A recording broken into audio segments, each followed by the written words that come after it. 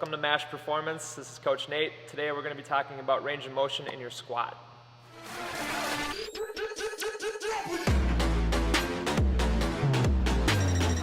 So squat range of motion, guys, is something that we really deal with in a lot of our clients, especially since the information out there varies between coaches. Today I just want to emphasize that we're talking about our personal philosophy in MASH Performance's gym and what we want our coaches to bring to our members. So generally speaking, most of our clients come to us, and when we ask them how low do you go in a squat, we'll often hear have to be parallel, have to get your butt all the way down to the ground. Now we emphasize that you go as low as you can with consideration to bone length, mobility, and what we're seeing in your spine and your knees. So the reason that a lot of strength coaches are emphasizing parallel squatting is from the background of powerlifting. So powerlifting as a lifting sport, it makes sense that everybody has to be at the same position in a squat for it to be fair and counted as an actual rep. So when we were emphasizing parallel squatting for everyone, that kind of evolved from powerlifting as a sport into the general population and athletic culture in the weight room. The butt to the ground squatting, another term for that we won't use here, is commonly used in Olympic lifting. So Olympic lifting as a sport, a lot of our athletes will have to, in order to get to a high level Olympic lift, have to get under the bar exceptionally low in that front squat position. So having your athletes be able to get all the way down to the ground with their butt makes sense when you are dealing with a sport such as Olympic lifting. Again, that was one of the early cultures that was really ingrained in America's lifting. So that concept was driven from that sport. What we emphasize, since the majority of our athletes in our gym aren't necessarily training purely for powerlifting or Olympic lifting, we deal with a fair amount of athletes and general population. We really have brought in the philosophy that you go as low as you can, considering what your body weight is telling you. Now, as we do other variations like front squats, anterior loaded, or a back squat of some kind, the center of gravity can change and allow you to cheat some of your positions, as well as elevating your heels can allow for cleaner repetitions. But when we really get into a high level of squat, we want to make sure that what your body weight can produce after a warm-up is what we're using to build strength behind.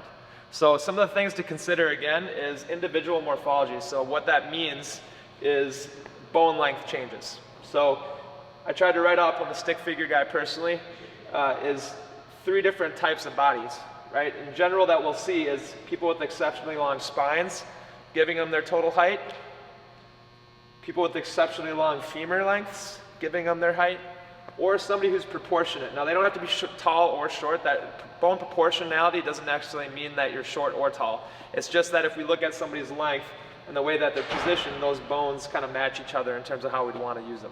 So considering those 3 things, it's going to be harder for most of the people with the longer femurs or the longer spines to really get super strong into a deep squat. So when somebody walks in our doors and we're looking at them, our coaches are immediately saying, okay, we want to make sure that this person feels clean in their repetitions.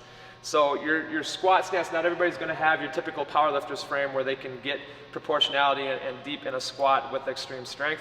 So some of our clients will use squat as a mobility tool rather than a strengthening tool, and will develop single leg strength. So when we're talking about range of motion, again, understanding that concept is a good beginning point. Another limiting factor is going to be mobility. And since squat is total body mobility dependent, if you have ankle immobility, if you have hip immobility, if you have spine immobility, if you're doing something like a back squat, your shoulders can affect the range of motion. So it's a total chain mobility concept, but generally speaking, hips are going to be the biggest factor along with the ankles. So if we see somebody with limiting mobility in one of those planes, we know that we're going to have to vary their squat stance or their range of motion. Unless they are a power lifter, in which case we have to get them to parallel because they're competing in a sport, or Olympic lifters because we're going to have to get them low under the bar. But again, it's a progression, it's a journey, it's not a thing that we require right away. So when you're depending on what your range of motion is, we're hoping that you take some of these tidbits away and make sure that you're feeling good from your squat days, no matter what type of squat you are doing. So another thing that we're going to use as a concept is where our spine is at. So one of the cues we often get from our clients is that they will, when they go in a squat, whether it's body weight, we'll see them push their butt out and their chest up. And we see that coming from people telling them that they have to keep their back and their chest up or look up with their eyes.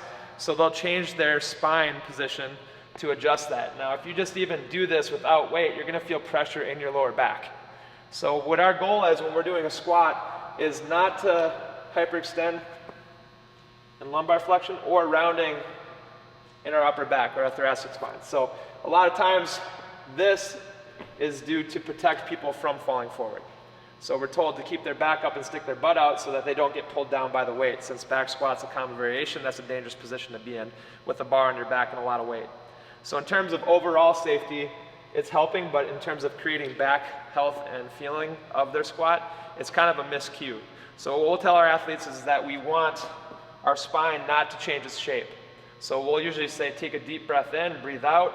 Our job is to secure that relaxed spine position.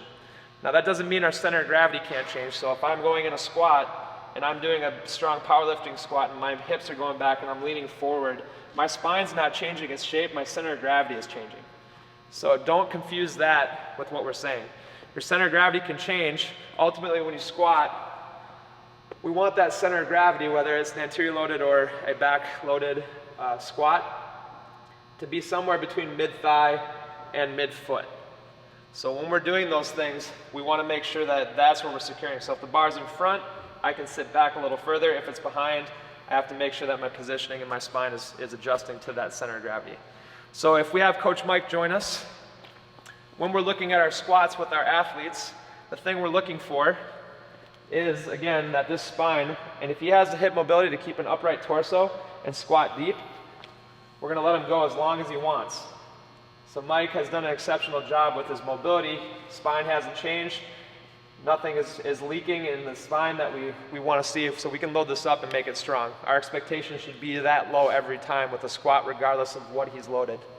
We never want to sacrifice range of motion due to putting on more weight than we can handle. So we'd want to build this pattern up from here. Another thing we're going to see is what we call a hip wink. So if he goes down and his lower back kind of rounds at the bottom, we'd want to stop our squat before we see that. So if you're changing in the sacrum and the hips, or if we're changing curves in our spine, we want to stop and change that range of motion. The last thing we look for is the knees. So a lot of times knee angle, people will say don't go past your toes. Now that's not as big of a deal as long as it's not all quads. So as long as the hips are taking our knees down the whole way, positive knee bend can continue. But we want to make sure that it's not just your knees taking over that lift, so it's all knee dominance. And we have a great video on hip hinging that you can come back to refer to why we really support the hips moving through that range of motion.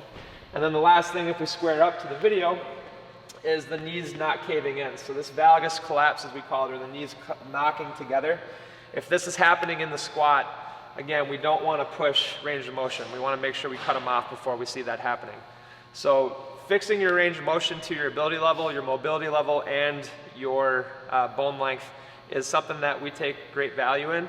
Hope you get something out of the video, and let us know if you see something or you got any tips for us moving forward. I hope it helps. Again, please follow us on any of our social medias with Instagram, Facebook, or Twitter. Any questions or comments, please provide below, and we'll see you again on the next video.